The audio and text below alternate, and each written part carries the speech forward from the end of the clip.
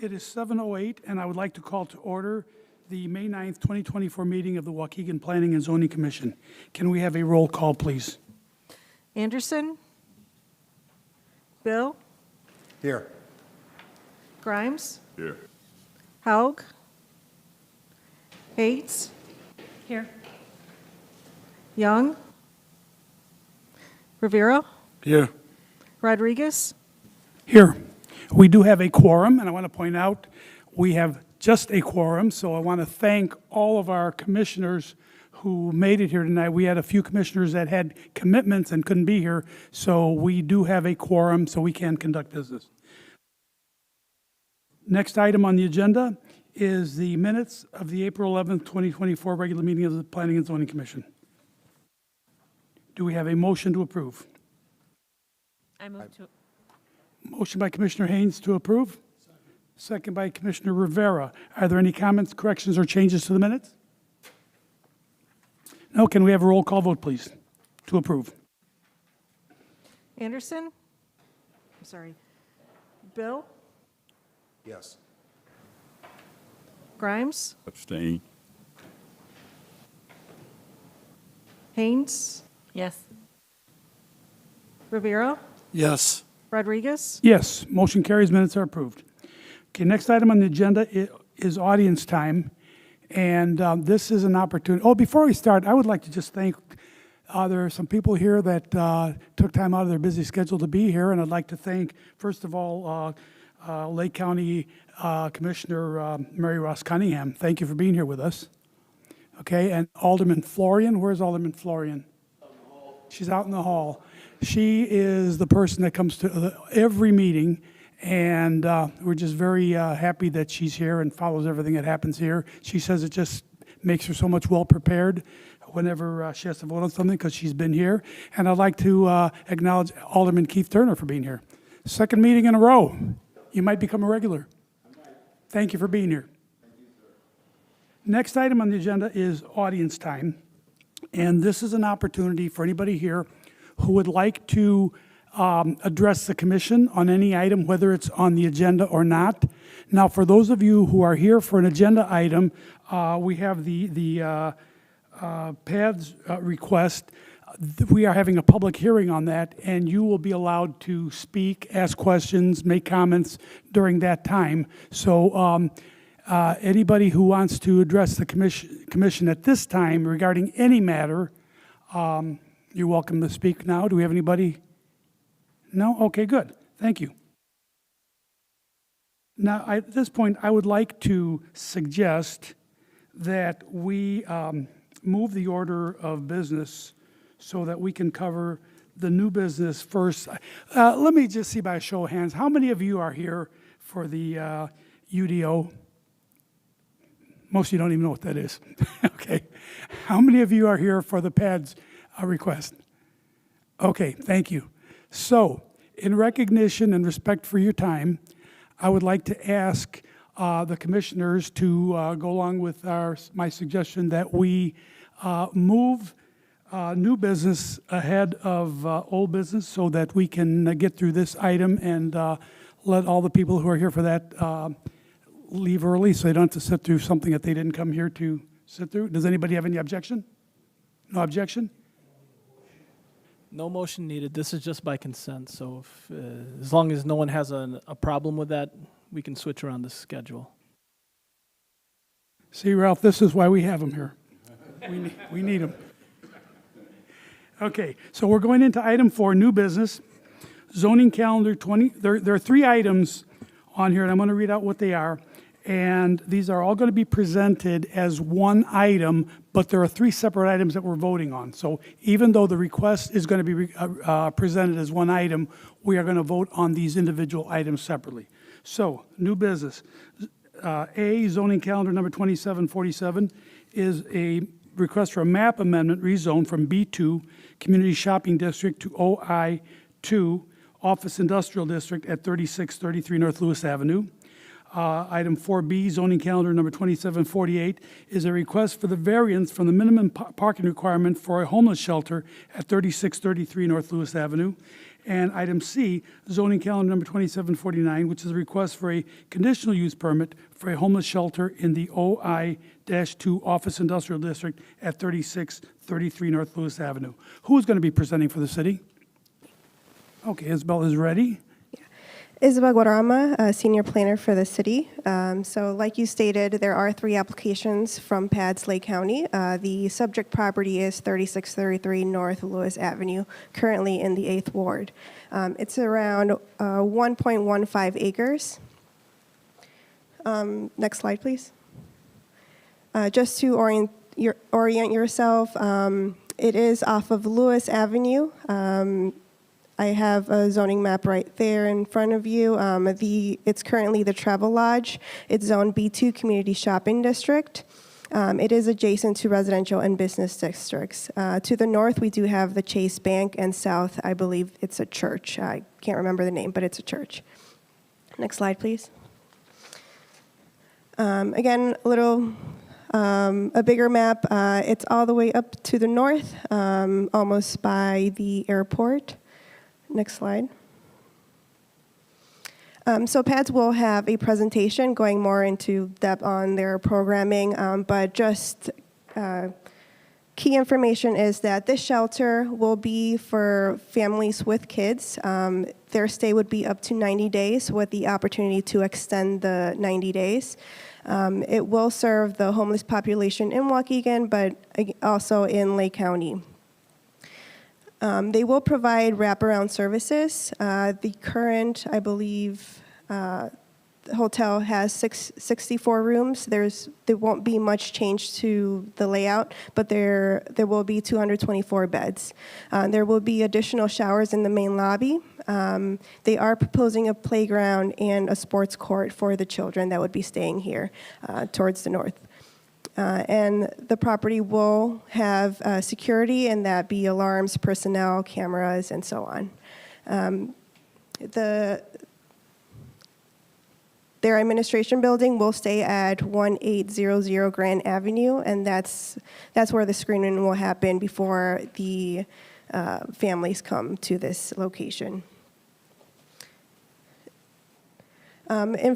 We did include the floor layout in your packets, but this is just an overview showing the rooms, the areas where that wraparound services will be located, those restricted areas. But again, they will talk about it a little bit further in their presentation. Next slide, please. So the first application that is required for this use is a map amendment. Homeless shelters are only allowed in the OI-2 Office Institutional District, so a map amendment is required. Traditionally, you have heard us during these meetings say that in order to amend the zoning, you would need to be adjacent to that desired zoning. In this case, it is not adjacent to the OI-2 district, so we would call this spot zoning. The closest OI-2 district is actually 3 miles away as the crow flies, that being the Vista Medical Center. The smallest OI-2 property is just under 5 acres, biggest being under 36 acres. And as I stated in the beginning, this is about 1.15 acres. The OI-2 district is assigned primarily to accommodate office buildings, civic and government structures, and educational and institutional buildings. The OI districts that are currently in the city are occupied by PACE, Lake County Health Department, Lake Behavioral Hospital, Vista Medical Center, and the Ann M. Keeley Development Center. Next slide, please.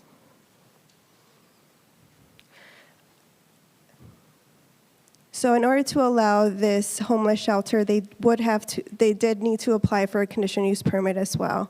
And the conditional use for homeless shelters does include additional conditions. one, talking about parking, two, talking about the drop-off areas on the facility, three, talking about access to public transportation and bicycle stalls, four, talking about the services that they need to provide, and lastly, talking about staff being paid. Next slide, please. So one of the conditions that they do not meet is actually the parking, and they would need to apply for a variance, which they did. They are restricted to class number 7, which reads that they require 2 parking spaces for every 3 beds. They are proposing 224 beds, which would require 149 parking spaces. They currently are proposing 44 parking spaces. The current hotel has 75 parking spaces, but that is, the PADS is proposing a green area along with the sports court, so that does lower it to 44 parking spaces. But as they state in their application, about 20% of their clients have a car, and they would require around 10 for the staff. So they think 44 spaces would be sufficient. Next slide, please. So again, your options for these 3 applications are either to recommend approval or denial. If you recommend denial, then the property would remain as a hotel in the B2 district. If approved, staff does recommend 21 conditions, and I would like to highlight 11 of those. Next slide, please. Number 1,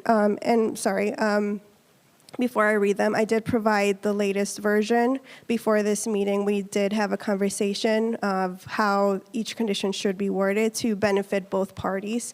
So they do have the latest version, which I provided to you today, so they are aware of those. But condition number 1 is based on a recommendation that the fire department suggested or is requiring, which is to sprinkle the entire building. Currently, I believe it's not sprinkled at all, but they are requiring to sprinkle the building. Number 2, petitioner must install building enhancements such as security cameras, lighting, and other improvements necessary to provide for a safer environment for employees and clients of the facility. This was a requirement by the police department. I believe they are in communication on the safety plan or security plan that they will be installing. Number 3 kind of leans on 2. There shall be 24-hour security cameras and PADS personnel at the facility at all times that clients are present on site. Number 4, food distribution shall only be provided to clients who are registered residents of the facility at the time the food is provided and shall take place inside the facility. Except for non-routine occasions such as events or planned interactions by PADS Lake County. In no event shall any packaged food for non-residents be distributed for consumption off-site or any food pantry style or soup kitchen style functions take place. This was one that did change some wording from the original condition. Number 5, visitors and those not admitted to the facility shall not be allowed on the premises unless approved by PADS staff on a case-by-case basis. In no event shall any one night or very short overnight stay similar to PADS emergency shelter systems in churches take place in the facility. Next slide, please. Number 6, lobby showers and other amenities shall only be used for the clients who have been registered to and are at that time staying at the facility. Showers shall not be made available to visitors, clients, or other PADS facilities or the general public. Number 7, each client private room shall have a refrigerator and microwave unless PADS determines that one or both need to be removed for the safety of the clients or staff, as well as restroom facilities have a working sink. Number 8 was a condition that the engineering department proposed.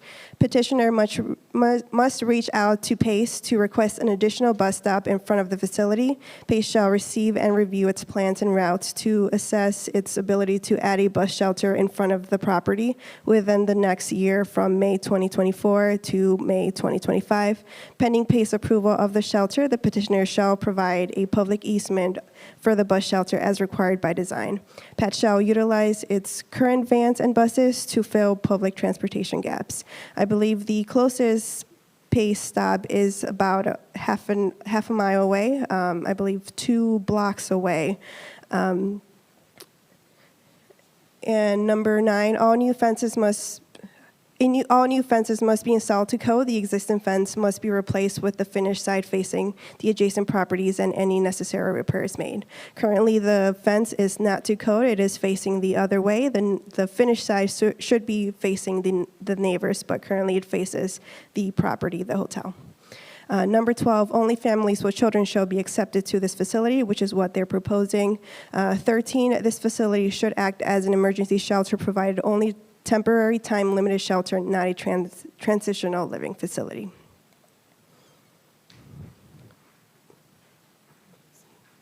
Next. There are other conditions. Again, there are 21, but I just wanted to point out the 11. The rest are mostly talking about following code, business licenses, submitting for building permits, and stuff like that.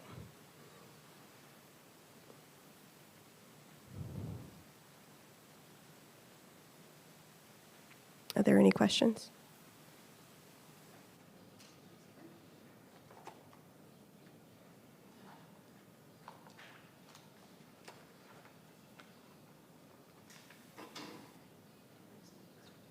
Any of the commissioners have questions for city staff? Okay. This time I would like to ask who is going to be presenting for the petitioner? 3 of you? Okay. What I'd like to do is have you come up to the podium. I'm going to swear you in. And as you begin to speak, please state your name, your affiliation to the project, and also there should be a sign-up sheet. Is the sheet there? Anybody that speaks, I'd like you to please fill out the sign-in sheet so that we have it for the record.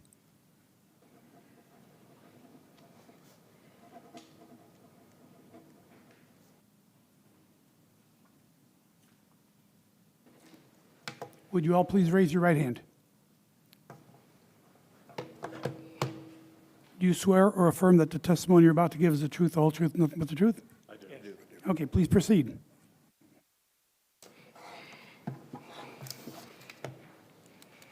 I'm guessing we all need to sign this? Yes. You can do it after if you want. Okay, awesome. Before you leave for the night. All right, I'll try to remember. We'll remind you, don't worry.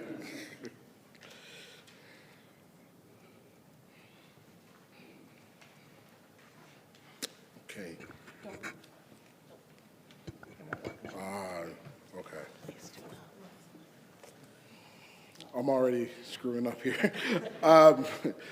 My name is Alan Suley, and I'm the executive director at PADS Lake County. I'd like to thank this esteemed commission for the opportunity to present to you guys today. I'd also like to send a huge thank you to Isabel and Noel and the planning and zoning team for their thoughtful collaboration on the submission of this application. And their support was definitely needed. I felt like it was a collaborative effort. We're here today because we would like to transform the Travelodge Hotel into a shelter for families with children. And per the city's comprehensive plan, the city is interested in developing resilient assets, social systems, and infrastructure that is durable and sustainable. And this is why we would like to introduce the future of shelter, which would be an asset to respond to the growing homelessness and the challenge that we see that's happening throughout the county now. If you can go to the next slide, I appreciate it.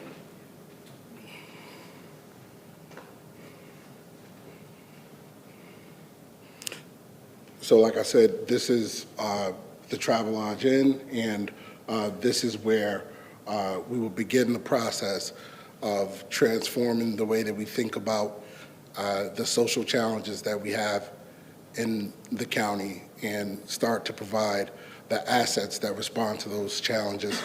Can we go to the next slide? So the question is, why shelter?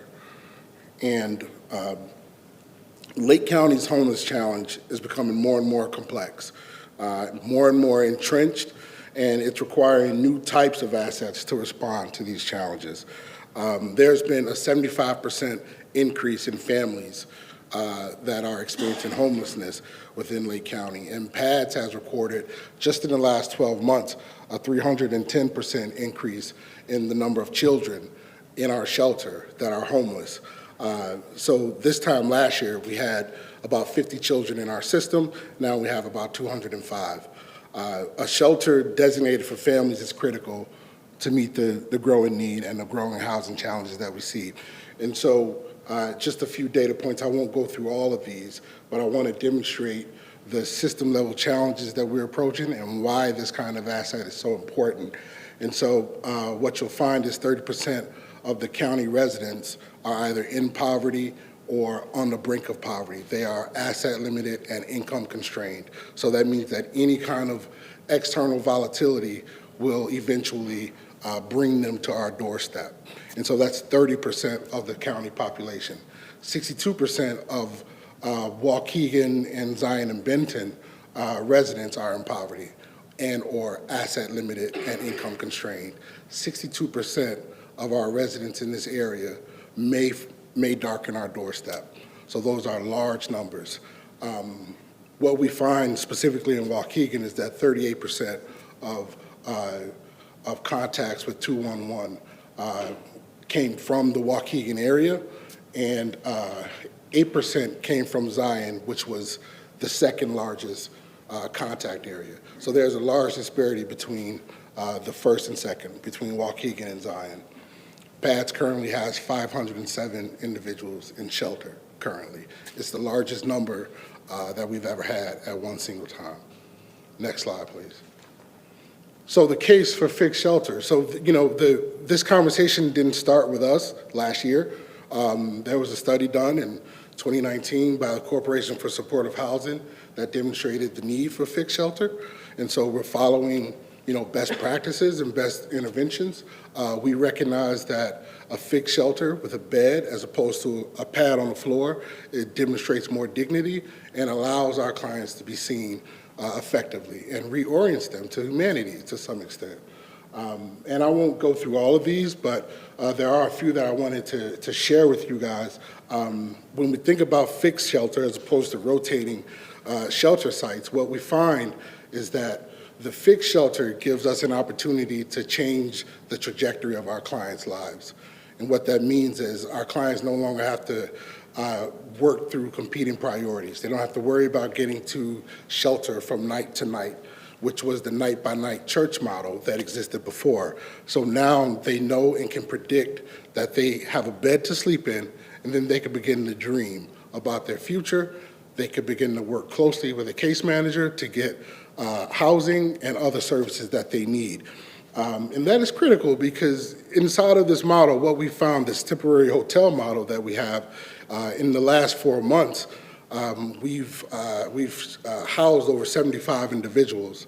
And so there is a case for this fixed model.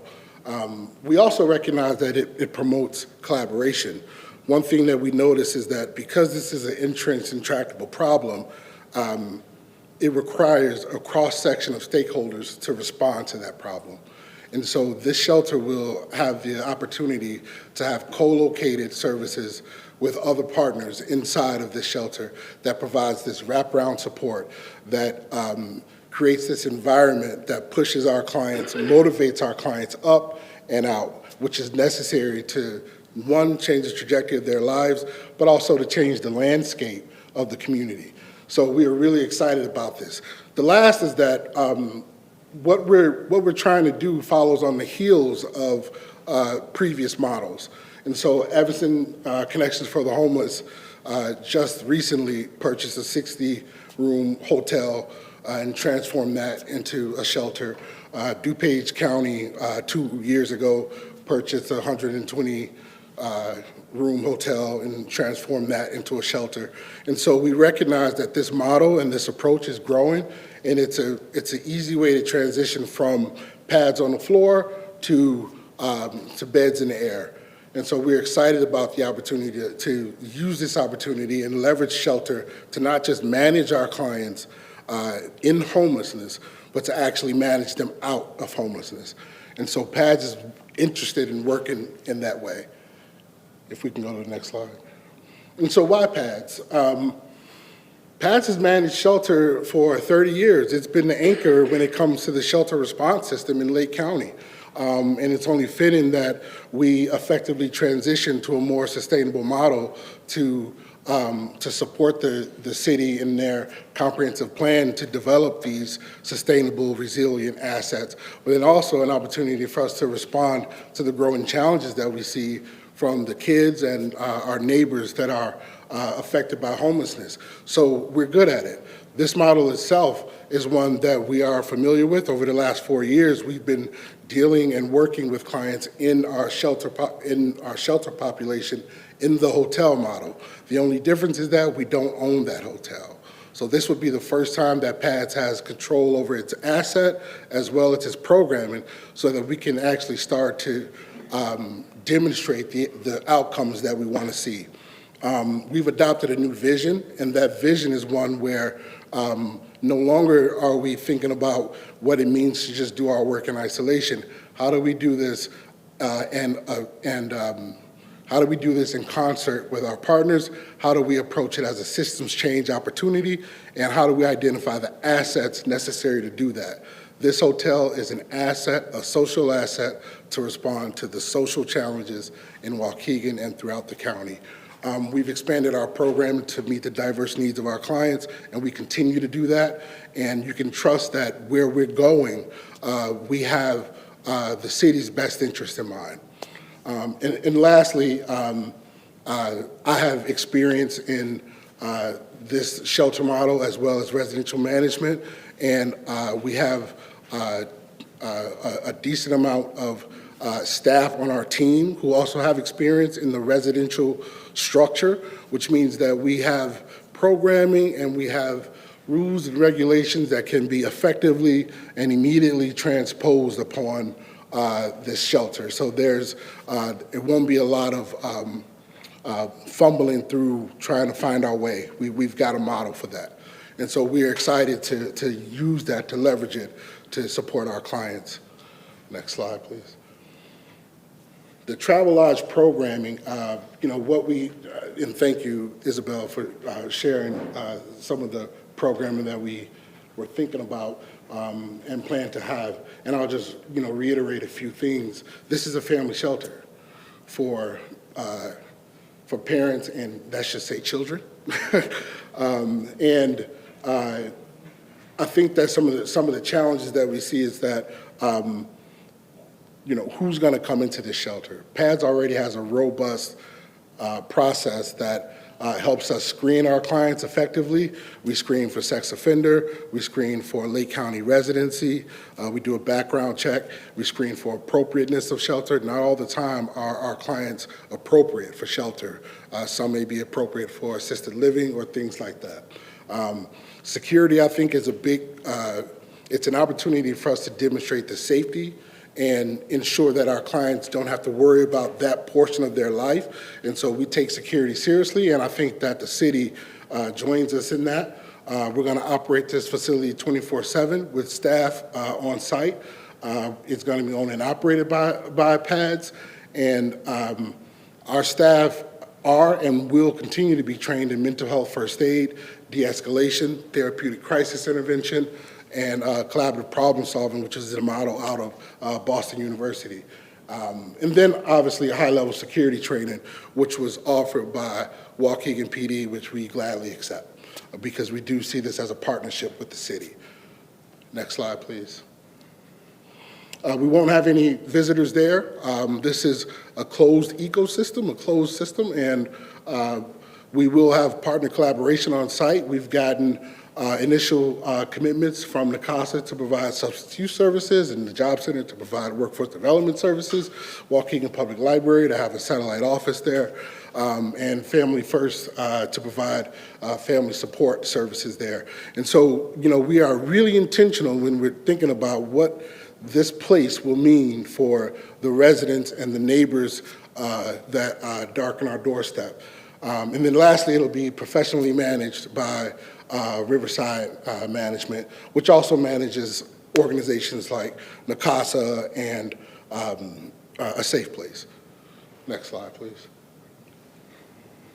Okay, so this is, and I think this is you, Larry. Yeah. I'm sorry. Sorry. My name is Larry Kearns. I'm a principal with Wheeler Kearns Architects in Chicago, and we've been working with PADS for over a year on various options. So Isabel did a good job explaining the context here. I will say that the building was built in 2 phases. In 1987, it was known as the Airport Inn because of the airport developing to the west. In the early 90s, the facility was more than doubled. So there's a 2-story portion and then a 3-story portion. Also, as Isabel mentioned, the Wesley Church is to the south and the credit union is to the north. Next slide, please. So this is looking down at the site. To the left is Lewis Avenue. That is County Road. And you will see that we are extending the sidewalk that ends at the credit union. The jog in the sidewalk is because the property lines actually jog at that point. So we will be extending the ability for community members to walk north and south on the site. This site was developed before there was a landscape ordinance. So our intent is to fully comply with the landscape ordinance along Lewis by planting the requisite trees there. If you go there today, you will see the Travel Lodge sign. We will take that sign down, and this will be just very discreetly signed with the address at the existing curb cut.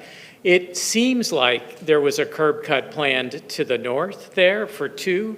That is a remnant. It was never established as a curb cut. We do not intend to use it as a curb cut. Also, as Isabel mentioned, there is a plethora of parking here right now, both to the north and to the south.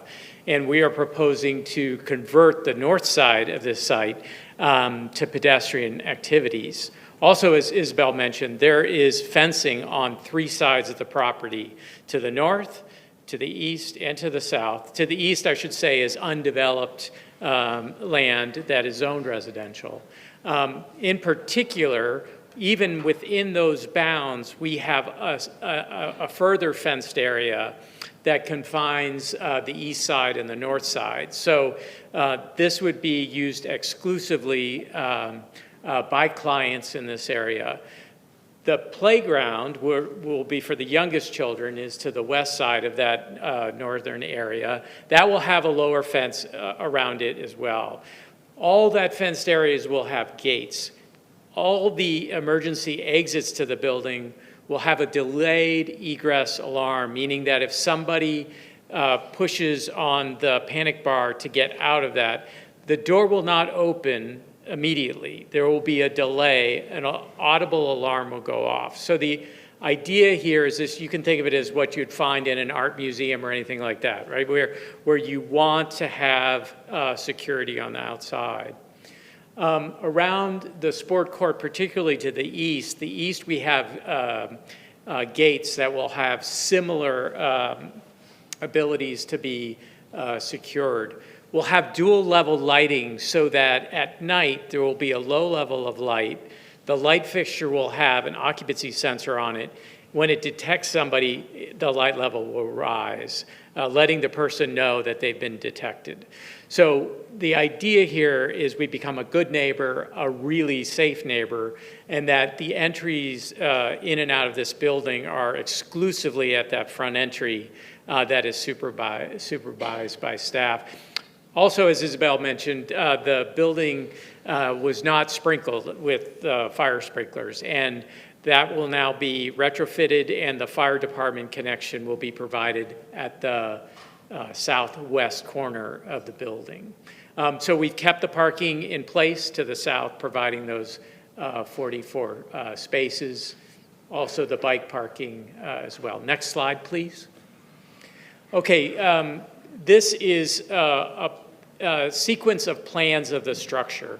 The ground floor is at the bottom, the second floor, and then the third floor. What's unusual about this building is that the land slopes away to the east. It slopes down to the east. So where you have a 2-story building on the west, you could fit a 3-story building. That's the addition that was built in the 90s to this. So it's a little deceiving. There's a split level in there. We will bring this up to code, including providing accessible rooms and rooms with hearing assisted.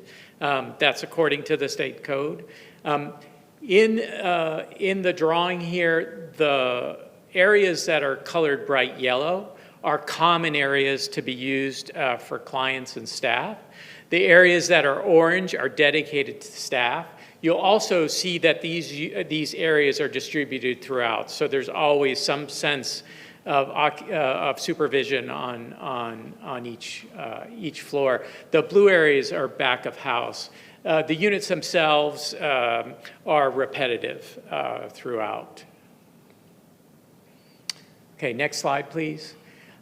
This is just reinforcing the fact that we do not intend to make exterior changes to the building. So other than removing that sign, we will maintain the appearance and, of course, replace items as needed. And then next slide, please. And I'll pass it back to Alan. Okay. We're going to do a little tag here. I'm going to take these first two.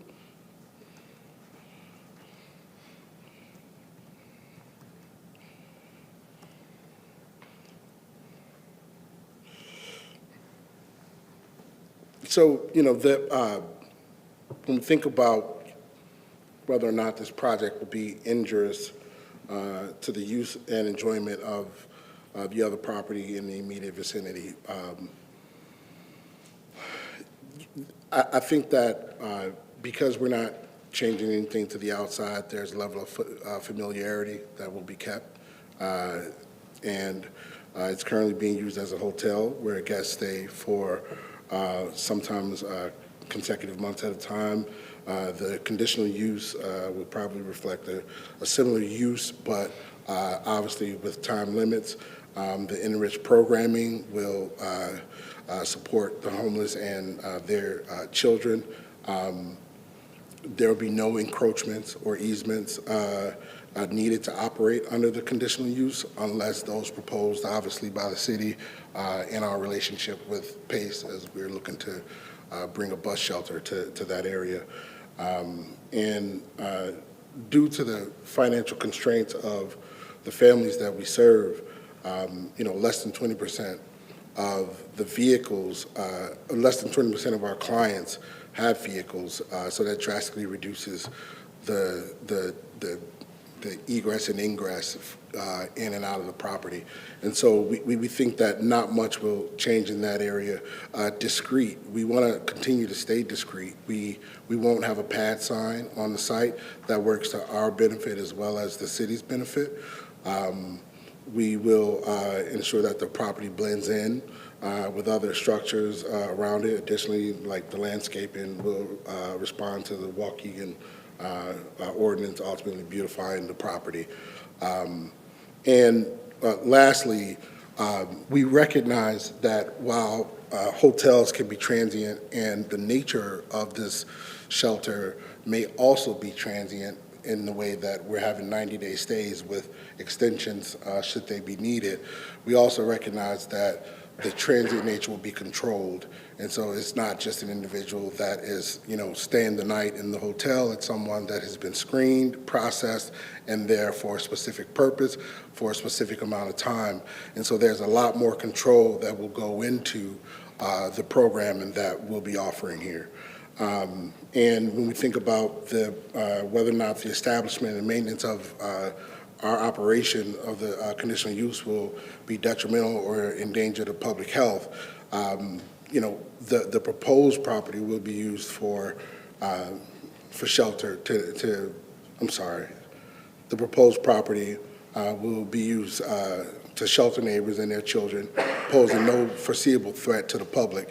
And so when we usually think about homelessness, we think about single men, drugs, violence, things like that, which is not necessarily the case anyway. And I can get into those details later. But what you'll find here is, I think, serving families at this location presents the best opportunity to maximize the utility of an asset like this. And so I think that this is just a great opportunity for us to leverage this asset. And shelter residents are not allowed to have guests on the premises. And so this is not a residence, this is shelter. And so while in shelter, they would be obviously working a program at work or looking for work, searching for housing, things of that sort. And so we don't expect an outflow into the community. We've talked to our neighbors, Wesley Church, and we're all on board about that. But in these two categories, we feel very strongly about. All right, Larry, I'll give it to you.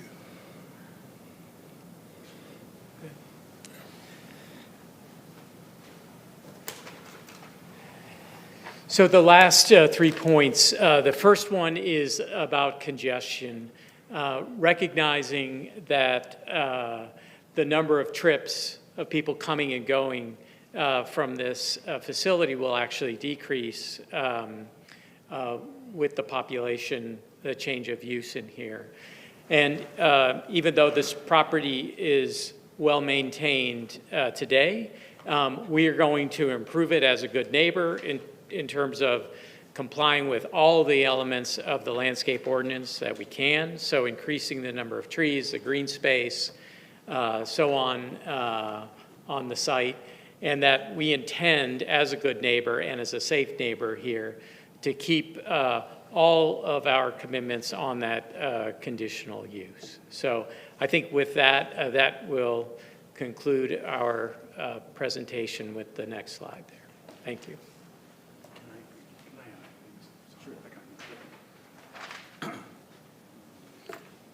Good evening. My name's David Meek. I've been retained as a zoning attorney to assist with the project. I just wanted to make sure that it was clear. We have 3 petitions in front of you: map amendment, conditional use, and variances. The team has gone through addressing some highlights on the conditional use standards. Our responses to the standards with respect to the map amendment request and with respect to the parking variance request are in our application packages. I don't think we have anything extra to add to those, but if you'd like me to go through them, or like one of the other team members to go through those responses, we'd be happy to do that at this time. Otherwise, I would stand on those. If you'd like us to talk more about the map amendment request, it's obviously underlying. It's going from, our request is to take it from a B2 to a OI2, so that under your code, the homeless shelter conditional use can be even applied for. We just can't do that. We can't even ask for that in the B2 district because your code is not set up that way.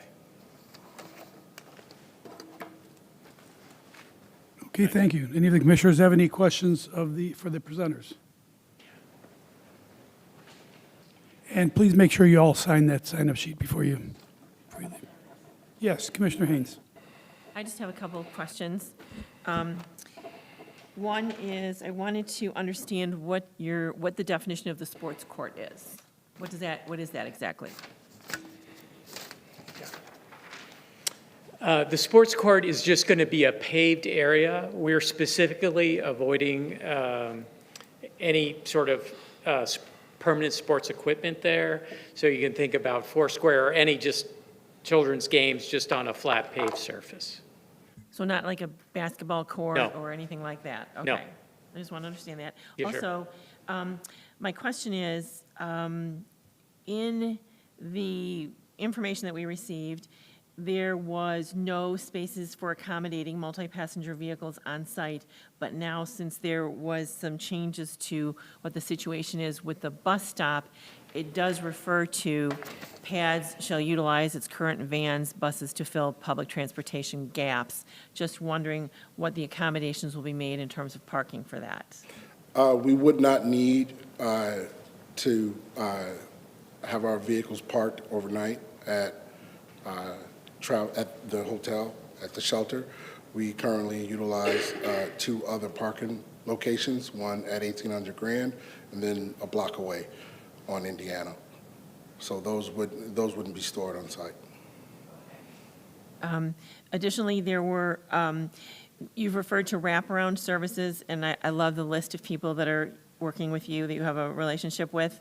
But also in this comparison of the ordinance requirement and requested relief, it states that you will have multiple locations for wraparound services, but other places it says the services will be on site. Can you give me an explanation of what would be there and what wouldn't be there? So what we just mentioned in the presentation would be on site. There is an opportunity, depending on what we see as a new need, to add other services. There may be a need for some sort of, parenting class or something like that that may, attract a new partner in that way. We want to continue to be flexible in that way and meet the needs of our clients. We do intend to have different services at our administrative building, which we've already started the process of doing. We've had a conversation with Waukegan Public Library about a satellite location there. And so specifically, though, what we've identified in this presentation are the services that we would offer at the shelter. Okay.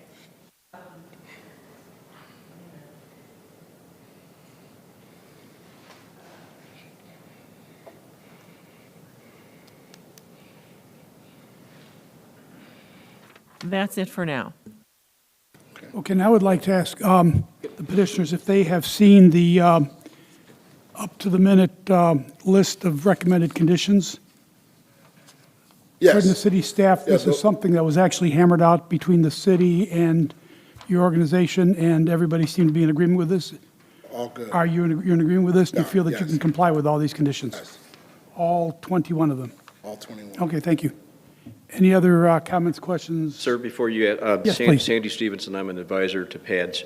I think there was maybe an impression that this facility is not served by PACE, so I wanted to clarify that. There's a PACE line that serves on Beach Road, which is a block to the north, and then to the south on York House Road, which is a few more blocks to the south. PACE also has another line. PADS is already engaged with PACE before this became a conditional statement, and so those conversations are in the works to increase the service to the front door if we can. So, Thank you. Anything else from commissioners? Okay, thank you. Commissioner, Go ahead, sir.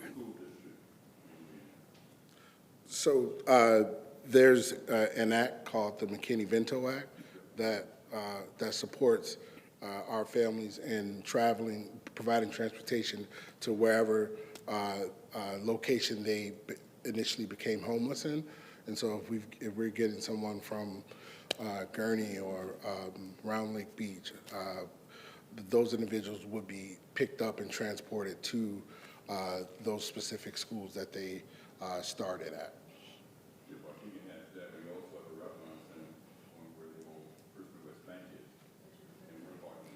Please talk into your microphone. I said, we also have a building that we're building out with the wraparound center where the old First and West Bank is on Washington. Okay. And we partner with certain people. Are you aware of that? No. Commissioner Rivera. I just want to commend the city of Waukegan and PADS. PADS has really come a long ways, no question about it. This is a perfect model. Thank No you. question, no question. Waukegan has always been a compassionate city. Compassion of the families that are homeless, especially with children. So this is a great concept, and I wish you the best of luck, really. I know you had mentioned that PADS does not own the building. We don't own a shelter site, so we do own our building at 1800. Okay. And inside of our church programs that we had before, we didn't necessarily own that process either. It was kind of controlled by each church, which means that our clients didn't get a continuity of like rules and regulations. I do believe that they definitely got a continuity of care. But before I get off the subject, I do want to say, though, that PADS has come a long way, but you can see here why they've come a long way. I want to just give a huge shout out to the team that has been resilient in this process and demonstrated some of the values that have been outlined inside of that comprehensive plan. This is where resilience starts. Could I ask the team to stand up so we can see who you are? Gee, I think most of you were on the elevator with me. Very good. Thank you. Also, one last question. You said temporarily it's 90 days for these families to stay? We want to provide a time frame so that we can also plan inside of that. However, based on their ability to work the program, they will be able to get extension should they need You it. think that's enough time for families to really get on their feet that have been homeless for? It depends on the family. 85% of our families are new to homelessness, and so some of them may just require, a certain kind of housing voucher to get back on their feet. Others may need more time, and so we want to make sure that while it may be time limit, we give them the grace and the time to get on their feet. Believe it or not, there is data that demonstrates that the longer someone stays in shelter, not in perpetuity, but over a 6-month span, the more successful they are in housing. So that question is spot on. Thank you. Any- Thank you, Commissioner. Okay, thank you. Commissioner Haynes? Are you still doing overnights in churches or in the lower level at that 1800 building? We are not. We currently have 500 clients in hotels across the county. And our next shelter will be the Travel Lodge. Any other questions or comments from commissioners? Okay, thank you. Now, I'd like to And I ask, also want to just thank Alderman Florian and Commissioner Mary Ross Cunningham for their support. They've been supportive in this process from the beginning, and I thank them for that. Thank you so much. thank you. Now, I'd like to ask, is there anybody else here who wanted to address the commission about this request?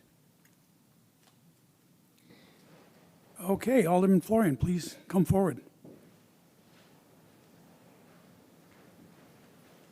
With all the people that showed up, I thought we'd be here all night.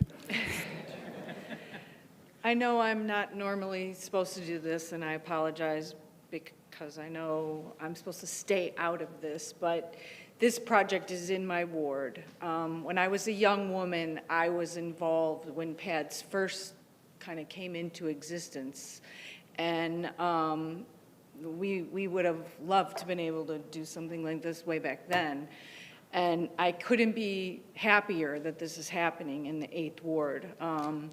I think this has the chance to change lives for people. I look forward to the day when you guys aren't necessary anymore. I hope that happens. No offense, but so anyway, I just can't resist the chance to say how happy I am this is happening in my ward while I am the alderman of the 8th Ward. And I hope you all see it the way I do, and that this is going to be something very special and help people get through the system, in a safe way, in a quicker way, in a more humane way. So thank you for letting me say that. I'll sign in even though you know who I am. Thank you, Alderman Florian. It's very important that everybody knows that you are in support of this project. Chair, can I make a clarification? Yes, please. Alderman Florian, to your point, you are encouraged to make statements. Just because you're an alderman doesn't mean you don't get to make statements. You're also a citizen. In some communities, there's actually a city council liaison to commissions such as this, so your input is always valuable. And I know I've expressed this to you in the past, but I'd like to express it again, once again, that I really appreciate the fact that you take such an interest in what's happening in the city and you attend all of our meetings. So it means a lot to us, so thank you. Yes, Commissioner Rivera. Yes, Ms. Cunningham, would you please come forward? County Commissioner Mary Ross Cunningham.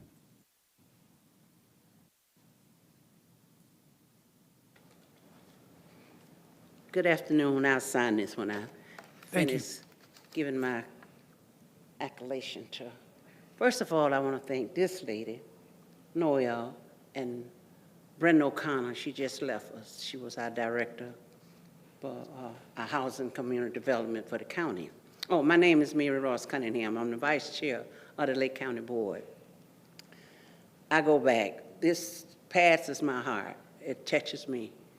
When we started the point in time some years ago looking for the homeless. And when the ones that I'm so happy that we got a lot of different ones like Alderman Florence, they coming out and they see what the homeless is like out there. We got homeless, we find them everywhere, you know, in Lake Forest, and I never thought a homeless would be in Lake Forest, but on hand, and I'm happy to see. I know Alderman Florian's always been a supporter of this. When we went through some troubles some time ago, we went through trouble with pads. Everybody thought pad was so bad. I remember when they started right here on Genesee, pads was right down the street here. You remember that? I do. And I've been with them ever since. Homeless is my passion. I'm very passionate when it comes to homeless because I always said to the county, if I can sleep in a home with no rain on me at night, we can go out and find homes for the people that's sleeping out. You'd be surprised what you find. One year I went out, we found a woman in a box with 2 little babies. And that's not nothing nice. Alderman Florian knows what they find out there now. And I'm happy to see, and I hope this council here, I hope they pass this ordinance because it's needed out here. And they're trying to help the people. I work with PASS every day. 1,800 is in the 9th district. That's my district. And I work with it, and that's when I had a county. I pushed the county to bring them funds to PASS. I'm on economic development with Washington, D.C. on NACO. I pushed them to send money back to Lake County because the homeless, you know, everybody's complaining about homeless in different states. But I go there for my county. And I'm the vice chair of that there at NACO. In D.C., we go every year. And that's how we get so much of HUD money. We get a lot of HUD money coming into Lake County just for the homeless. Homeless is nice, it's really serious out here. You know, and I'm glad Waukegan is coming to the plate, looking at the picture now, because it's all over. We go all over when we do the point in time.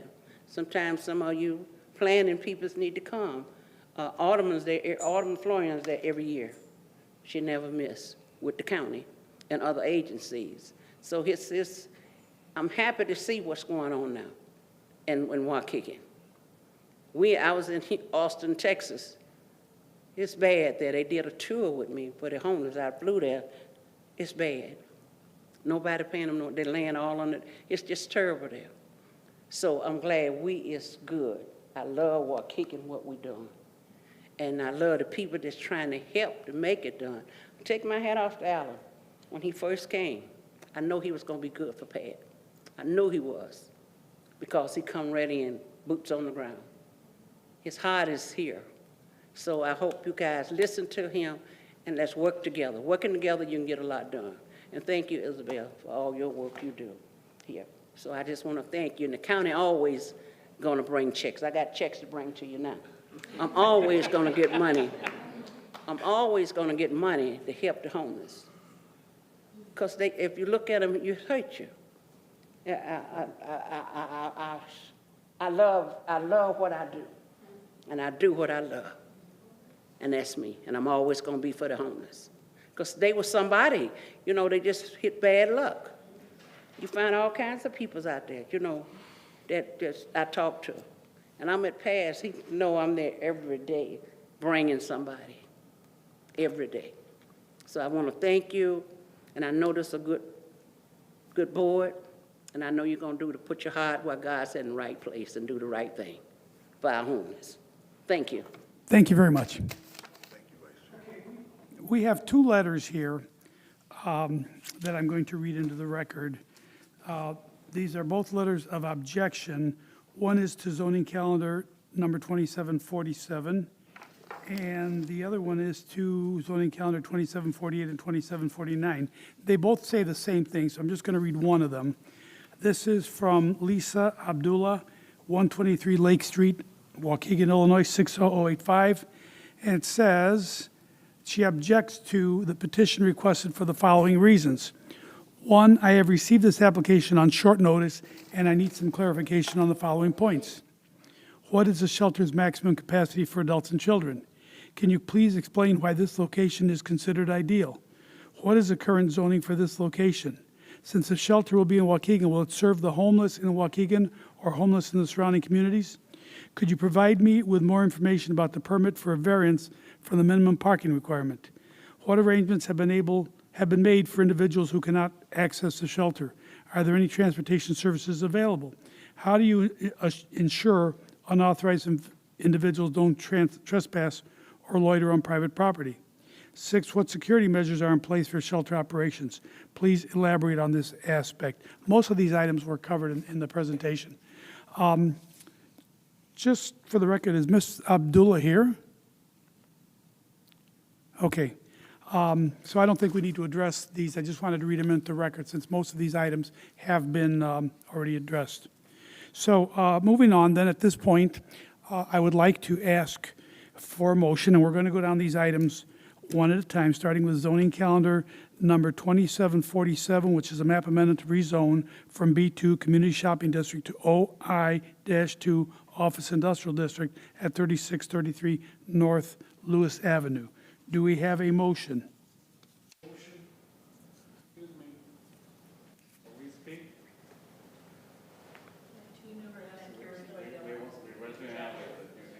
I didn't ask whether they wanted to speak for or against. I just asked if anybody wanted to speak out, address the commission on this. But if you would like to speak, we are in the middle of we haven't made a motion yet, but yes, I'll allow you to come up and speak.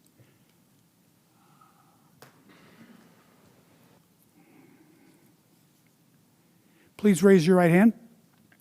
Do you swear or affirm that the testimony you're about to give is the truth, the whole truth, and nothing but the truth? Yes. Okay, please state your name and your affiliation to this request. My name is Alexandra Serena. I work for the company that owns the apartment complex across the street from the Travel Lodge, Reserve at Eagle Ridge under Monarch. And, excuse me, I'm getting over losing my voice. I just wanted to bring up a couple concerns that we had for our residents for safety and security with having something like this built across the street. I know the presentation was amazing, went over quite a few of the concerns that our ownership had with the containment, the security, the safety, those concerns. One concern that we do have specifically is with the traffic on Lewis. It's an already extremely dangerous area. I mean, I can attest to quite a few accidents I've seen just from our entrance of Reserve at Eagle Ridge right across the street. So in the congestion of that with the bus stop as well, that's just a concern that I didn't see addressed as clearly. And it is something that I know for our residents when they're turning, especially turning north on Lewis, it is quite dangerous. And then another that kind of leads into it seems to be a lower policed area in Waukegan, which leads to the speeding and the congestion, the traffic, the accidents.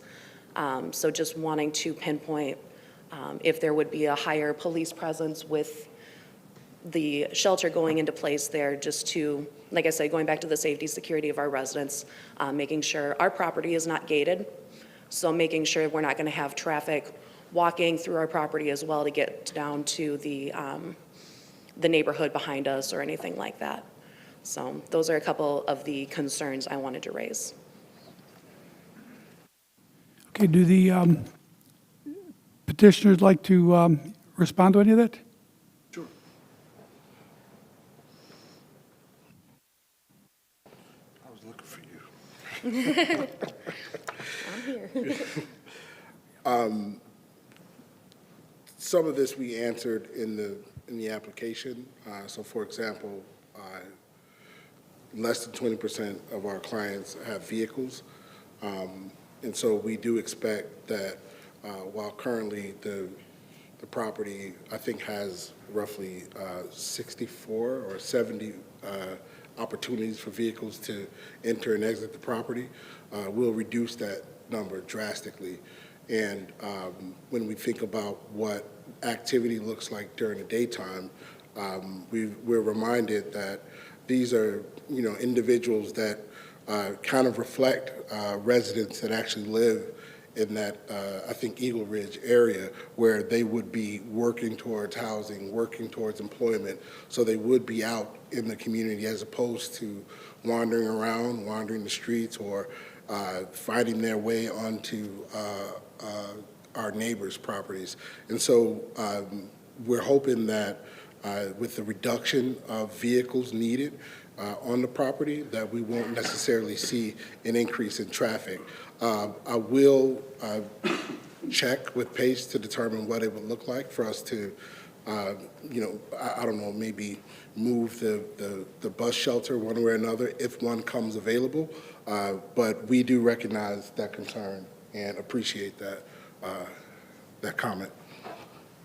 Thank you. It was my understanding that this would have less traffic than when it was a functioning hotel. Is that correct? Much less. Yeah, okay, thank you.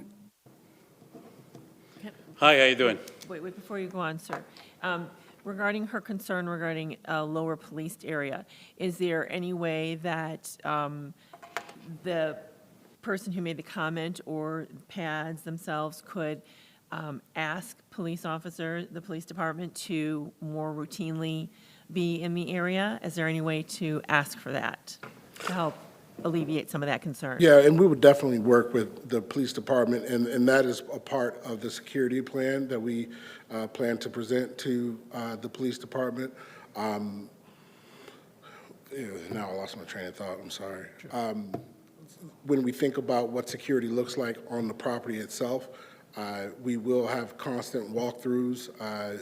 There will be 2 walkthroughs per shift to identify rooms and residents, and then every hour, on the hour, there will be property walkthroughs to ensure that we're just keeping the place safe. One thing that we recognize is that and this is data that we're seeing from DuPage PADS, where because of this fixed site shelter, we should actually see a reduction in any potential incidents that may occur. And so that's the data that they're gathering right now. And so we anticipate that same approach in the fixed site shelter. So we don't necessarily anticipate a lot of incidents or challenges, but we do understand that that we want to make sure that people feel safe, our neighbors feel safe. And I had read somewhere in the documentation that currently that Travel Lodge is a source of criminal activity on occasion, including prostitution and drug dealing, so that I would guess as you take possession of it and start to have these controls in place, you actually may see a lessening of that activity would be my guess. Yeah, and one thing I want to share is that our partners, which is the owners of Travel Lodge, they're here tonight, and I want to just affirm that they've managed that hotel to the best of their ability. Excuse me, sir. Commissioner Grimes, I just want to mention that if you leave the meeting, we have to adjourn or have a recess. So we'll just recess if possible. All right, let's take a 5-minute break. because since we just have a quorum, 5 individuals, as soon as one person leaves, we no longer have a legal quorum.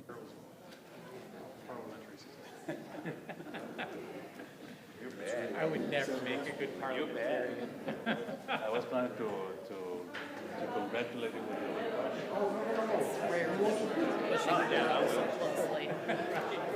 Doesn't usually more short number to begin with, even if vacancy. So that, of course, is a challenge. Having 3 absent members tonight. Just graduation time. Right. And I do family first. Yeah. And I take it you use it as $10 too. And just every month, elaborate a little bit like you did on the Once in a while, I security. try to make sure that the staff gets to. If you have a chance to say that again, you said it's going to be something Nobody's here every time. Yeah. For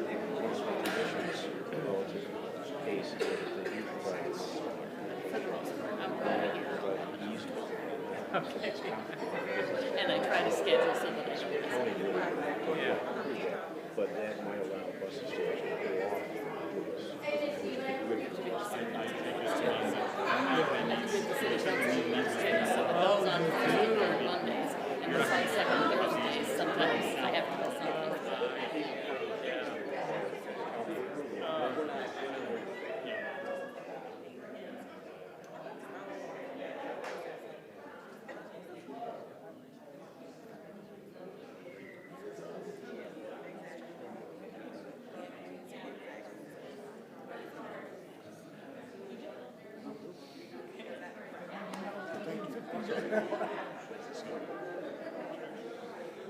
Thank you so much.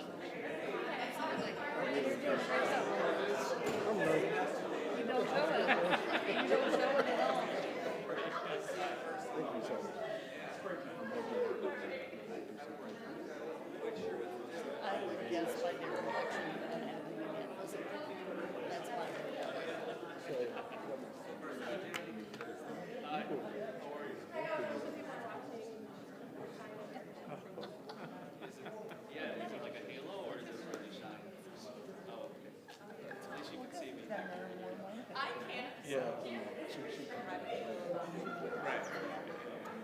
But that could be a good transition. In a formal way, right?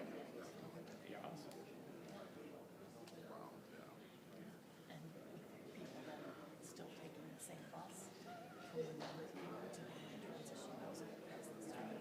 Keep the same bus line, that's stability. Good stuff. It's all yours. Take it and run. Checks in the mail.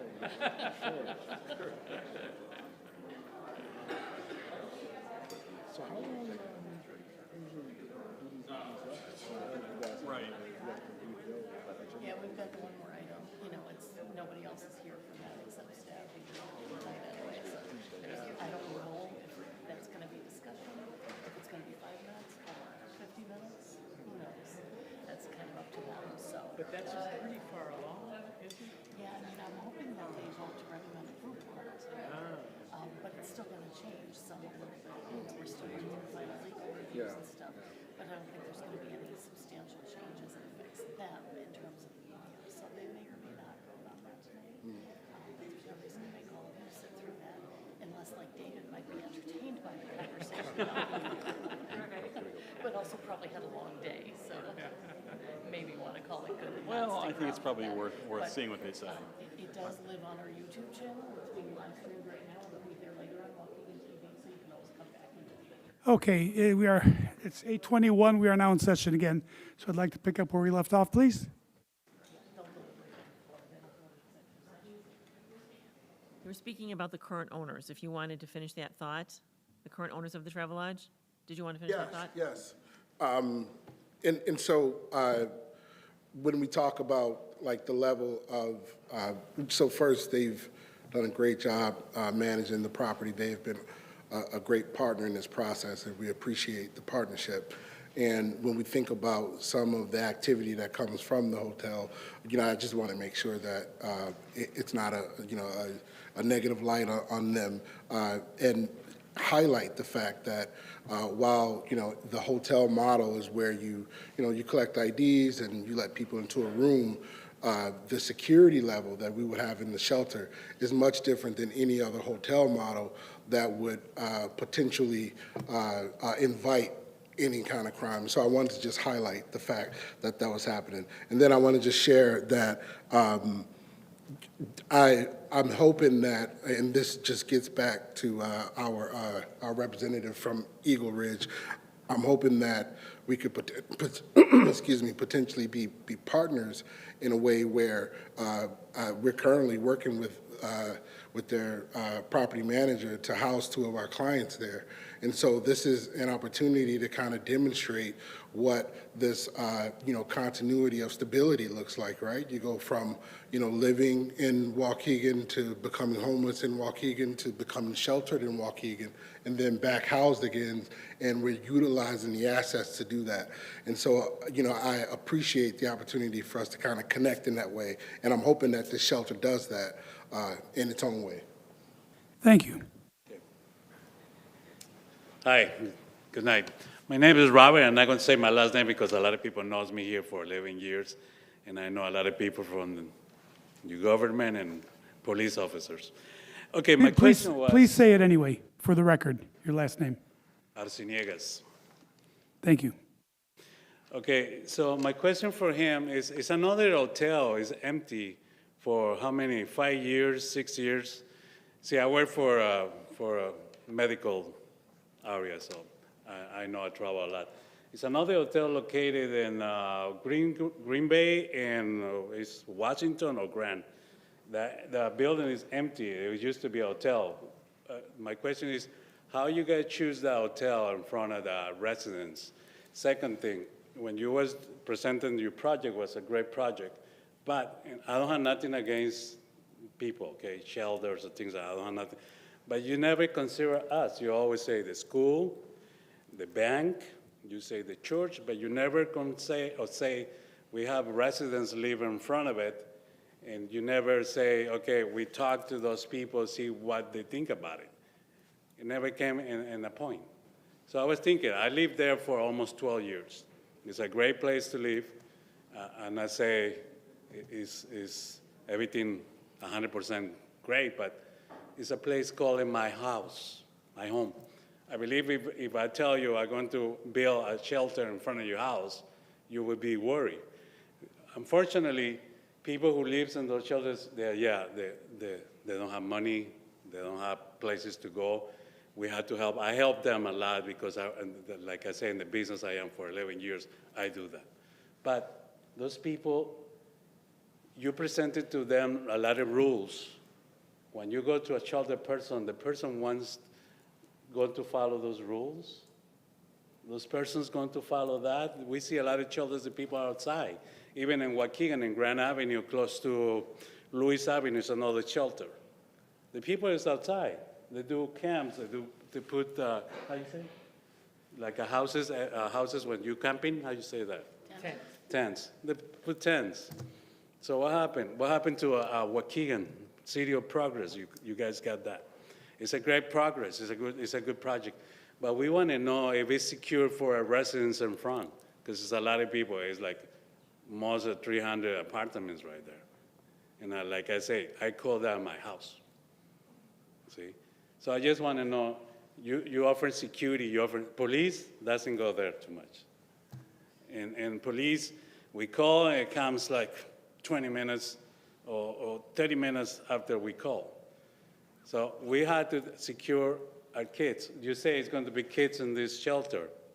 The street is right there, busy street. You say you're going to put fence. You think it's going to something happen? You have to see that. It's in a busy street. We had to protect the shelter people. We have to protect the neighbors people. Not because of the bank.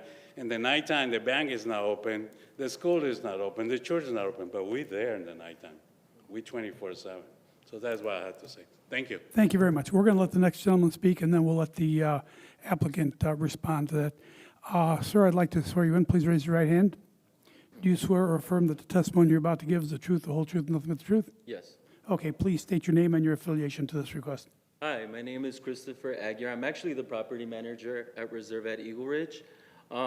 Actually, my concern with the project, and it's a great project, and there's a lot of key points that are on the presentation. My concern is, and it's actually me being a resident at Waukegan, just in general, because I've been here for 32 years, been here my whole life. One of the key points that was on that presentation was, loitering and hanging out. As a resident that lives in Waukegan, that lives on the Grand area, there is a lot of loitering that happens on Grand Avenue. So, I mean, as I get the presentation and I do understand, and like I said, homelessness is a big, like being a resident in Waukegan, it is a big problem. However, I think it starts with, kind of enforcing, pads itself, because again, it's an issue that, as a resident in Waukegan that lives on the Grand area, it's a constant thing that happens every day. You see people sleeping outside of that home. I'm not sure if it's a homeless shelter or if it's like, like to register yourself in. I'm not sure what the thing is, and like I said, maybe it's me not knowing anything, but I do see that happening on a day-to-day basis because I do drive to work, and I see that every day. So it is something, is this going to be the same thing when we, if this project were to be approved, are we going to have that happen there? So I think that's kind of the same question as I guess Roberto had, that I'm adding onto it. But I guess for me, like I said, I actually live on the Grand area, right in front of the pads location, and I do see the loitering happen every day. Like I said, there is a liquor store right by, if anybody that is familiar with Grand, there's Grand Tequila, there is, Dunkin' Donuts right around the corner, and it is, like I said, I think for me as a citizen in Waukegan, I feel like, I want that same thing for anybody in general with homelessness and stuff, where we can have, everyone get to that, because I think ideally your guys' project is to strengthen and find them ideally homes at the end of this project is what I'm, hearing from the presentation. However, is it really effective? Because the bulletin, it sounds nice. However, like I said, as a person that actually lives right in front of that pad shelter, I do see some of those key points that, that is promised for the travel lodge. Would that be the same thing, the one that's going to be located right in front of our property? So I guess that's one of my concerns and questions. Okay, thank you. Thank you. Is there anybody else who wanted to speak up? I don't want to deprive anybody of their right to address the commission. Okay, I'd like to ask if the applicant wants to respond to any of those concerns. Sure. I think over the years, I think this was mentioned by a few people, we've seen the evolution of what it looks like to put people in fixed shelter. And where we are now is when we had the rotating church sites, we had a lot of people kind of walking the streets. I think Vice Chair Cunningham mentioned this. And so we see what fixed shelter does for people. Having 507 people currently in fixed shelter, we recognize that that brings people off of the street. And so we're excited about that. The other thing is when we think about Grand Avenue and the kinds of people that are frequenting Grand Avenue, I know that, and what I've learned is that in the past, pads have gotten a lot of flack for that. But what you'll find and what you'll learn is that, one, not everybody is homeless, and they're not pads clients, not all of them. And now while we do serve clients, and a lot of them have mental health disabilities and a lot of different issues that may have them, become more transient, and I see the same kind of, transient nature like on Belvedere and other corridors. What I anticipate and what I hope is that this is the beginning of a systems change model. And so what we want to do is respond to our neighbor in a way that demonstrates that not only are we going to support this fixed site shelter, but we're also interested in bringing another fixed site shelter to not this community, but a different community. And so we want to continue to get people off of the street, those that are willing to come and those that are also literally homeless. But, you know, we've learned over time that not everybody is a PADS client and not everyone is literally homeless. But we'll do everything that we can and in our power to ensure that loitering doesn't happen. And this is the reason for creating the ecosystem of resources for our clients, right? So that there are no idle moments except for, you know, quiet time when it's, you know, at night and you're recovering from the day. And so we want to make sure that we have that kind of program in place so that we move clients out as fast as possible and into stable housing. Do you want to mention that the Grand Avenue site is not a residential facility? Yes, oh yeah, and what else is mentioned is that the Grand Avenue site is not a residential facility. It's not something where our clients and individuals, where we have potentially the most control over residents in the area. We've engaged with different housing projects in the area that didn't necessarily involve our clients, and we recognize that there's a need for collaboration, but it should be noted that this here, while it won't necessarily be a residential facility in the sense of a transitional living facility, it will be one that is controlled and monitored on a daily basis, which is separate from what Grand Avenue is. And in response to the gentleman who stated that he felt that the residents, the people, were not really taken into consideration in this whole process, do you have a response to that? Yeah, and so actually one of our leadership team members is a resident at Eagle Ridge. And he did reach out individually once, I believe, for us to get a meeting with them. We were able to connect with Pastor Tim, which is the neighbor at Wesley Church, to talk about the project and present the project to them. And we would be more than willing to talk offline to share more information, not only with them, but also with the residents. And we've been trying to meet with as many as we can in the area to do that. Thank you. Do any of the persons who showed concern, I won't say objectors, because nobody really seemed to object, but there are some very definite concerns. Do any of you have any other comments you wanted to make in response to this? I guess the only part that Please come up to the podium so we can record you. This is all part of recording, and you have to speak into the mic so that you can be picked up. the only part that hasn't been really addressed. You were sworn in, right? Yes. Yes. Okay. The only part that wasn't thoroughly addressed, I think, to me, was is there going to be an increased police presence? That's a concern that our resident brought up as well.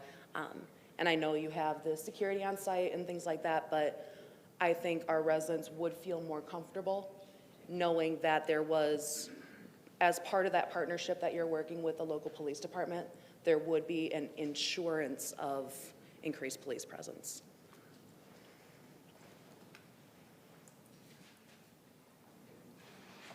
Noelle Kisher-Lepper, Director of Planning and Economic Development for the city. I don't think the city can guarantee that there will be a police presence at any time because police response is reactive. So as calls happen, staff get called out to site. Depending on how many people are on a shift at a given time, it may be the entire shift that has to respond to something. What I would suggest, though, is that both PADS and the apartment complex join our Neighborhood Watch program. We have great neighborhood community policing officers that have really strong relationships with the organizations and communities in their wards that belong. They're fantastic people and fantastic officers, and they can help guide property owners, property management, and residents to resources that are available both within and outside the police department. So I think that would be a benefit for both PADS and Eagle Ridge to connect with those neighborhood community policing officers and join those teams. But our police department does everything it can to be responsive to any calls. And PADS has already established a relationship with our police department, so they have direct contacts in the department if there are any issues that arise. And also, Commissioner, my recommendation is establish a relationship with Alderman Florian. I'm glad you brought up the Neighborhood Watch program. That's one way. Communication is vital. So just get in contact with the alderman, bring the police presence over there for the meeting, and you can discuss all your issues there. So that would be my recommendation. Thank you. And if there are no further comments or questions, I'd like to go back to, And you have a good alderman too there. yes, you do. We were in the middle. Who was making a motion? Somebody started. Commissioner Rivera.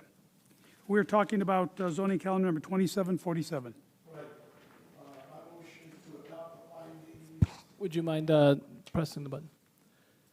My motion is to adopt the findings of fact and recommend approval of a map amendment as set forth in zoning calendar 2747. And I apologize, my eyesight isn't the greatest, even with the glasses. Motion to recommend approval by Commissioner Rivera. Do we have a second? I'll second it. Second by Commissioner Haynes. Do we have any further discussion on this motion? Can we have a roll call vote, please? Bill? Yes. Grimes? Yes. Haynes? Yes. Rivera? Yes. Rodriguez? Yes, motion carries. Zoning, item B, zoning calendar 2748. This is a request for a variance for the minimum parking requirement for a homeless shelter at 3633 North Lewis Avenue. Do we have a motion?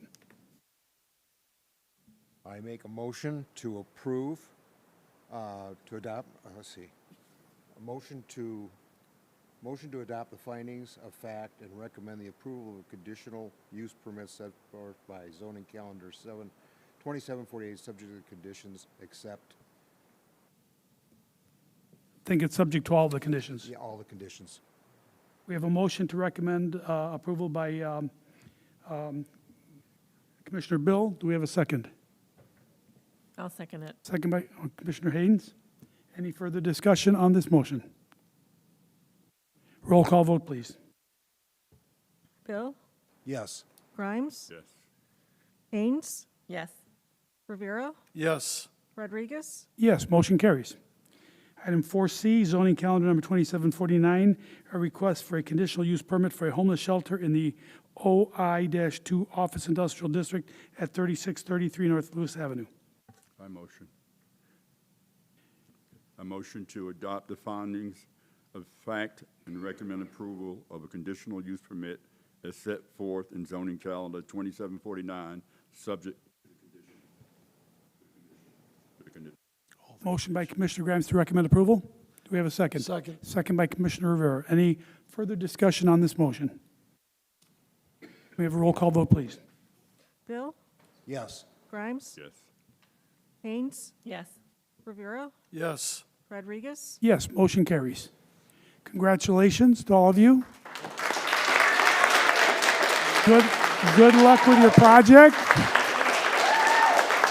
I want you to all keep in mind that this is just one step, okay? All that we are is a recommending body. So we are recommending to City Council that they approve your request for these three items. The next step, Noel, you didn't give me my cheat sheet. I didn't give you a cheat sheet, I apologize. I apologize, Mr. Chairman. Community Development Committee of the City Council on June 3rd in this room, probably around 5 p.m. Between 5 and 7, usually closer to 5. We'll let you know the Friday before. Thank you very much, and good luck with your project. Wish you the best of luck. Congratulations. Thanks, Noel. Okay. Moving on. Very nice to meet you. Thank you for guiding this. We'll wait just a minute until everything settles down. Okay, I'd like to ask you to please take your conversations outside, please. We still have to, Everyone, we still have a meeting going on. We have one more item. Please take it outside. thank you. You got a louder voice than I do.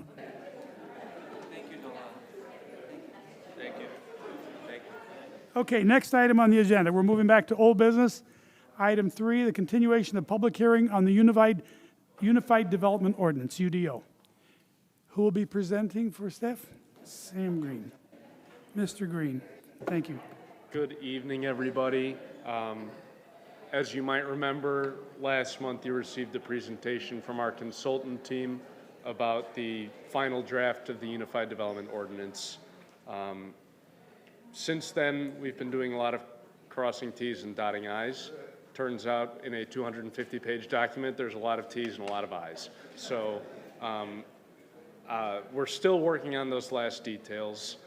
We didn't want to release a document that we didn't feel was completely ready, so we do not have a paper version of the final document ready for you today. I can assure you the changes being made are not substantive to what you will be approving, your jurisdiction, the kinds of developments you will be seeing. If we do make any major changes, of course, we will bring those to you. Since we feel that we are not making major changes, we feel comfortable with you making a final recommendation tonight. Of course, that is your decision. I should add, while we feel comfortable with you making a final recommendation tonight, we also discovered in reading state statute on approving zoning ordinances that the public notice we provided for the public hearing was insufficient. Didn't do it right in the newspaper. Oh well, can't go back in time. To remedy that, we are planning to schedule a special meeting of a zoning commission, which will be appointed by the mayor for May 30th. That zoning commission will make an official public hearing that will be properly newspaper noticed and make a recommendation to the city council to supplement the Planning and Zoning Commission's recommendation to the city council. So we can still make a recommendation at this meeting, subject to the minor changes, non-substantive changes that are going to be made, and it will still be legal? Thank you. I'm always a little reluctant when you finish it with, will still be legal for me to be the first one who talks. I have to be because concerned about I only play that. a lawyer on TV, and it's not Waukegan TV. So I'll refer the legal remarks to our attorney that's seated next to you. But I was hoping you would. There's really little I can add to what Sam said. When you're so good at hiring, you don't need to say anything else because the staff does such a great job. But like I was discussing earlier, we don't feel that any of the changes that are going to happen to the ordinance, and it's often that after a recommendation leaves here, that there are tweaks to what ends up in the final ordinance. The condition language from a CUP may change just a little bit to reflect either a legality or something that comes up or that's observed in between this meeting and the city council approval. So it's not uncommon that there's a little bit of a difference. That's the kind of thing we expect, that the changes will be more grammatical and certainly formatting. We have some formatting tweaks that we're still trying to make, getting paragraphs to align properly and things like that. But in terms of the jurisdiction of the commission or the biggest one always is the permitted and conditional uses, right? We don't anticipate any further changes from that table. So that's the big stuff that impacts the public, and we don't think any of those things will happen going forward. Okay, and before our legal counsel weighs in, would you please explain to us the advantages of voting on it and presumably passing it tonight, or more importantly, the disadvantages of not voting on it tonight? Sure, thank you for that opportunity.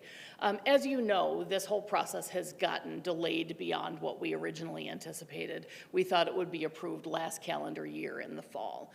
And for various reasons, including some transition at CMAP and them bringing in a different consultant who gave you the presentation the last time, the folks from Latent Design and Sightline Planning and Zoning. The project has extended out longer than we had hoped. We would very much like to get it approved as soon as possible.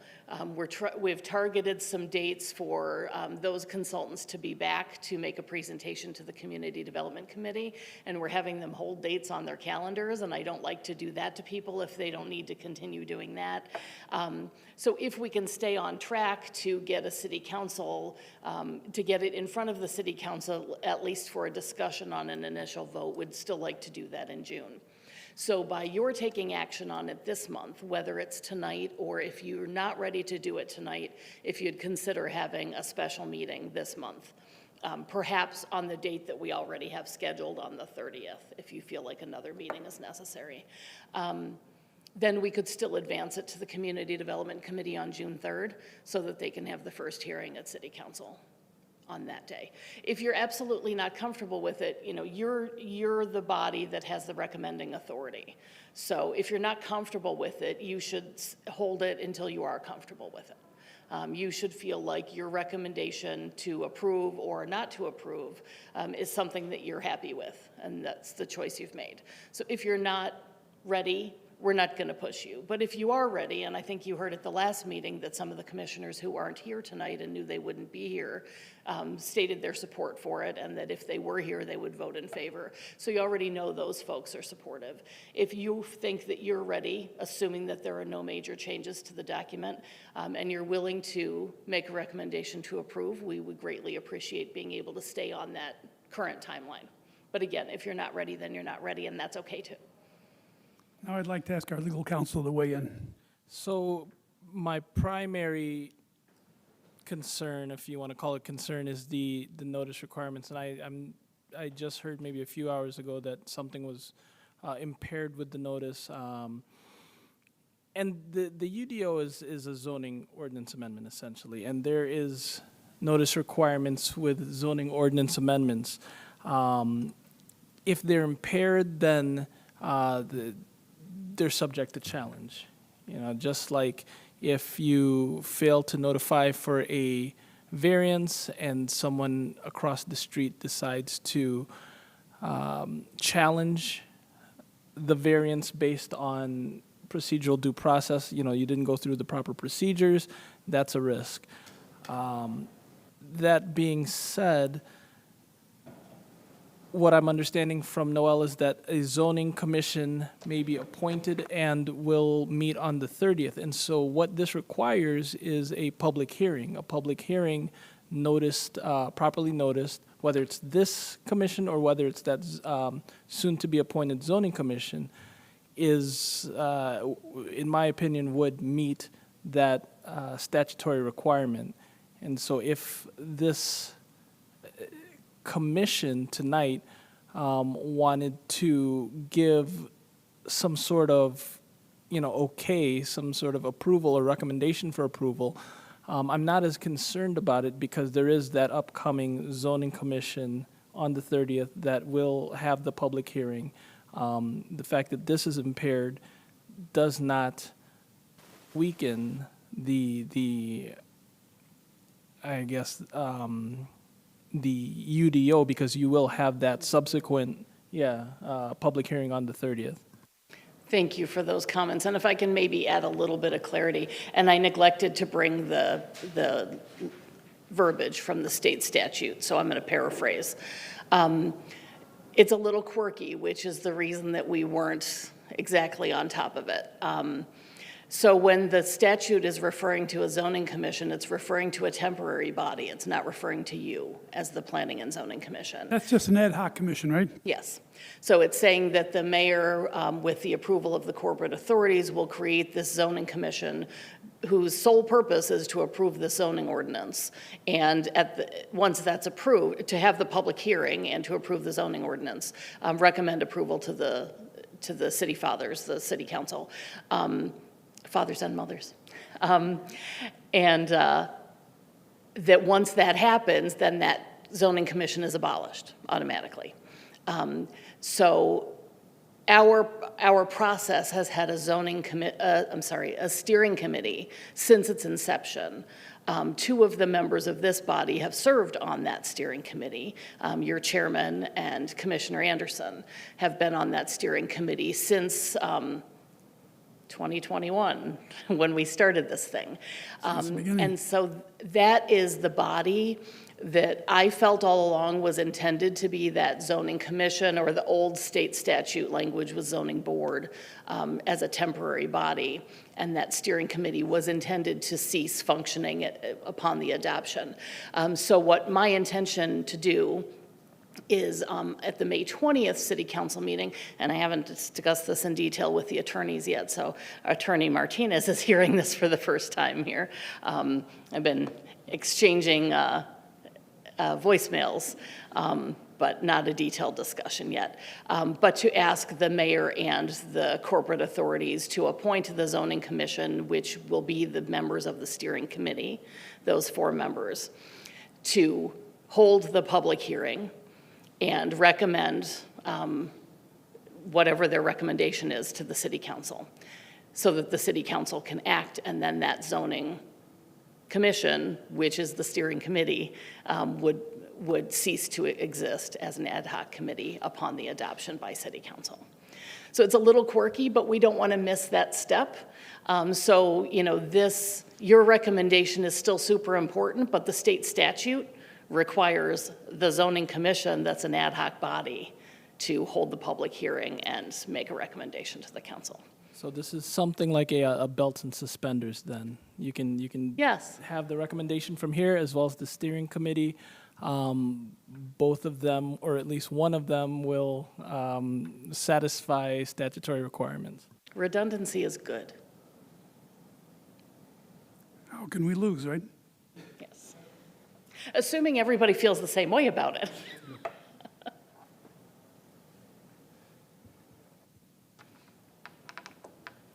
Okay, any discussion? Yes, we would need to make a motion. If Would you you- like to word that for us? Absolutely.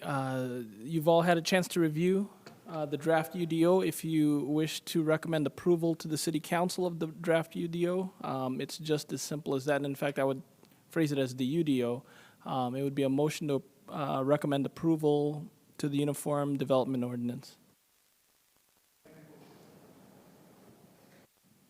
I will make a recommendation to approve. A motion, Motion. to recommend. A motion to recommend the adoption of the Unified Development Ordinance. Motion to recommend approval by Commissioner Bill. Do we have a second? Second by Commissioner Rivera. Do we have any further discussion on this motion? Can we have a roll call vote, please? Bill, Yes. Grimes, Yes.